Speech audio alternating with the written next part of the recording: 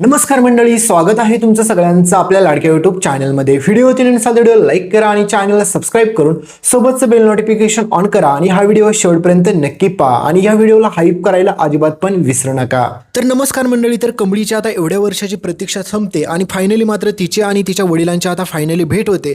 पण मित्रांनो, एकीकडे आपली गौरी म्हणजेच आपली कमळीची आई मात्र आता कमळीला तिच्या वडिलांकडे जाण्यापासून पूर्णपणे विरोध करते आणि नकार देते. आणि ऋषीला हे सत्य समजतं तेव्हा नेमकं काय घडतं त्याला संपूर्ण अपडेट जाणून घेऊया. तुम्हाला माहितीच आहे मित्रांनो की आता एवढ्या वर्ष झालं आता कमळीच्या आईने कमळीला काहीच सत्य सांगितलेलं नसतं तिच्या वडिलांबाबत. आणि त्याच्यामागे कारण एकच असतं, ते म्हणजे फक्त तिच्या मुलीला सगळ्यात मोठा धोका आहे तो पण मात्र त्या कामिनीपासून, हे तिला चांगलंच माहीत असतं. आणि आता कमळीच्या वडिलांनी म्हणजेच आपल्या राजन काकांनी तुम्हाला माहितीच आहे दुसरं लग्न केलं आणि त्यांना मुलगी पण आहे. त्याच्यामुळे मात्र आपल्या सरूला, आपल्या गौरीला वाटत असतं की माझ्यामुळे आणि माझ्या कमळीमुळे त्यांच्या आयुष्यात कोणताच प्रॉब्लेम नको, त्याच्यामुळे आपण त्यांच्याकडे कधीच जायचं नाही. पण मित्रांनो, पुढे कमळी आणि ऋषी दोघेजण मिळून देखील सगळ्या गोष्टीचा पाठपुरावा करतात, सगळ्या गोष्टीचा शोध घेतात आणि फायनली ते दोघे पण पोहोचतात, ते म्हणजे एकदम अंतिम टप्प्यामध्ये, म्हणजेच ते पोहोचतात कमळीच्या वडिलांच्या सत्यापर्यंत. आणि पुढे तुम्हाला पाहायला भेटेल की आपल्या कमळीच्या आईची म्हणजेच गौरीची आता परत मेमरी वापस येते. म्हणजेच त्यांना सगळ्यात मोठा परत एक धक्का बसतो, तो म्हणजे कामिनी आता अगदी तिच्या जवळ पोहोचलेली असते. आणि पुढे कामिनीला हे पण सत्य समजतं की कमळीची आई गौरी अजूनही जिवंत आहे आणि ती त्या ऋषीच्या घरात लपून बसलेली आहे. मग त्यावेळेस मात्र आता ही कामिनी शांत बसत नाही. कामिनी म्हणते की काही जरी झालं तरी मात्र मी त्या कमळीच्या आईला जिवंत सोडू शकत नाही आणि त्या कमळीला पण, कारण की ती जर राजनला जाऊन भेटली तर खूप मोठा प्रॉब्लेम होईल. आणि पुढे तुम्हाला पाहायला भेटेल की कामिनी चक्क आता मात्र आपल्या कमळीला संपवायचा परत एकदा प्रयत्न करते, पण आपली गौरी चक्क आता त्या कामिनीचा जाऊन माज उतरवते.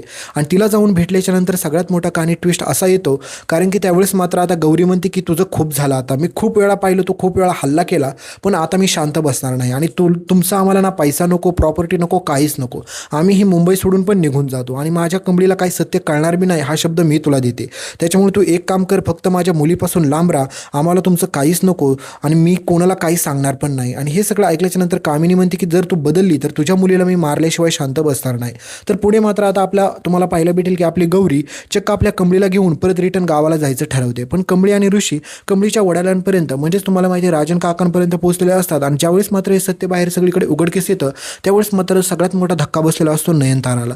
कारण की तुम्हाला माहितीच आहे की नयनताराला आजपर्यंत सगळ्या गोष्टी खोट्या वाटत होत्या कमळीबाबतच्या, कमळीच्या आईबाबतच्या. मग तिला फायनली समजतं की आपण किती मोठी चूक झाली की आपण कमळीला ओळखायला चुकलो. सोबत आपला मुलगा एवढा आपल्याला खरं सांगत होता की यांच्यासोबत खूप साऱ्या चुकीच्या गोष्टी घडल्यात, त्या पण आपण ओळखायलाच चुकलो. आणि त्यावेळेस मात्र राजनला सत्य समजतं. त्यावेळेस मात्र राजन रडतो, राजन कमळीला मिठी मारतो आणि म्हणतो की मी खूप चूक केली, खूप मोठी चूक केली, म्हणजे सांगू शकत नाही. आणि मित्रांनो, दुसरीकडे सगळ्यात मोठी कहाणीतला ट्विस्ट म्हणजे तुम्हाला माहितीच असेल की आता आपली गौरी, आपली सरोज आता कमळीकडे जाते आणि कमळीला म्हणते की तुला सगळं कळलंय ना आता. त्यावेळेस मात्र आता आपली कमळी म्हणते की आई, तू एवढ्या वर्ष माझ्यापासून हे सत्य का लपवून ठेवलं, नेमकं तुझ्या पाठीमागे अशा काही गोष्टी घडलेल्या त्याच्यामुळे तुला मला हे सांगता आलं नाही. मी ह्यांच्या घरातच आधीपासून राहत होते गेले कित्येक दिवस, मला वाटलंच होतं की यांचा आणि माझं काही ना काही संबंध आहे, काही ना काही नातं आहे. पण त्यावेळेस मात्र कमळीची आई कमळीला म्हणते की तुला एकच गोष्ट सांगते की ह्या माणसापासून लांब राहा, ह्याचा आणि तुझा काहीच संबंध नाही, कारण की त्यांनी तुला एकटं सोडून दिले, त्याच्यामुळे तुला आता यांच्याकडे जाता येणार नाही. तू माझ्यासोबत चल, का तुला हिते राहायचं असेल तर तू हिते राहा, तू दोन्हीपैकी एक गोष्ट निवड. त्यावेळेस मात्र राजन आपल्या गौरीला बोलत असतो की अगं गौरी, तू असं काय बोलते, ही आपली मुलगी आहे, तू तर मला बोलली की ती जिवंतच नाही, तू खूप साऱ्या गोष्टी माझ्यापासून लपवल्या, तरी पण मी माझ्या मुलीचा शोध घेतच होतो आणि अखेर माझी मुलगीच मला शोधत इथपर्यंत आली. त्याच्यामुळे काही जरी झालं तर मी तुम्हाला दोघींना कुठे जाऊ देणार नाही.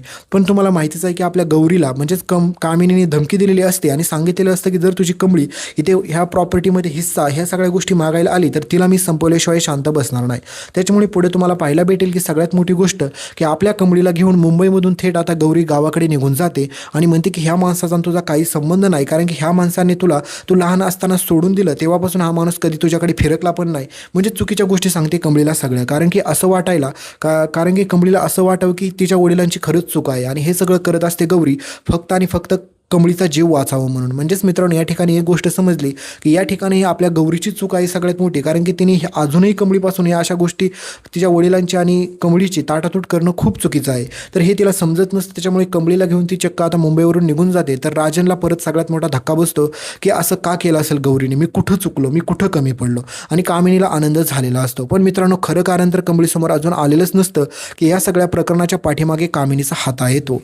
तर हे सगळं तुम्हाला पुढे पाहायला भेटणार आहे. त्याच्यामुळे चॅनलला सबस्क्राईब करा, सोबतचं बेल नोटिफिकेशन ऑन करा, या व्हिडिओला हाईप करायला विसरू नका आणि व्हिडिओच्या शेवटचं सरप्राईज तर पाहायला अजिबात पण विसरू नका. हा तुम्हाला दिसत असेल म्यूस्टॅकचा ओशन फेस वॉश, हा तुम्हाला टॅग प्रोडक्टमध्ये दिसत असेल तर त्याच्यावरती क्लिक करा आणि तिथून आवडणारे तुम्हाला कोणते पण प्रोडक्ट तुम्ही खरेदी करू शकता. एकदा चेक नक्की करा.